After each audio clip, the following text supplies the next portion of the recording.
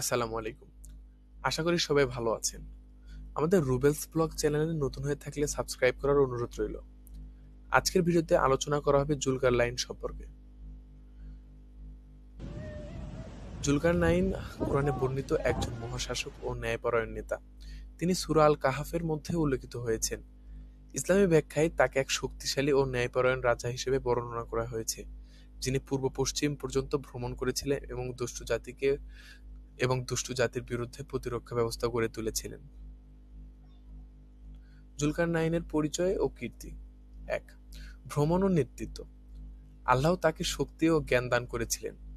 তিনি পৃথিবীর বিভিন্ন প্রান্তে ভ্রমণ করেন এবং ন্যায় বিচার প্রতিষ্ঠা করেন।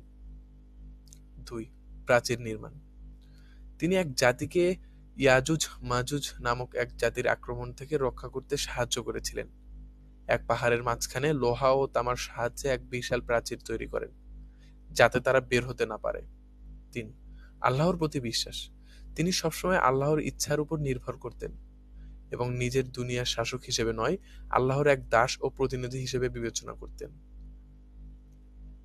জুলকারনাইনের পরিচয় নিয়ে মতভেদ। ইতিহাসবিদ ও ইসলামী গবেষকরা জুলকারনাইনের প্রকৃত পরিচয় সম্পর্কে ভিন্নমত পোষণ করেছেন। কিছু গবেষক মনে করেছিলেন পারস্যের রাজা সাইরাস, গ্রিক রাজা আলেকজান্ডার, অন্য কেউ যিনি ইতিহাসে স্পষ্টভাবে চিহ্নিত হয়নি। তবে ইসলামী ব্যাখ্যা অনুযায়ী কুরআনে জুলকারনাইনের নামের চেয়েও তার কাজ ও ন্যায়পরায়ণের শাসন ব্যবস্থার উপর গুরুত্ব দেওয়া হয়েছে।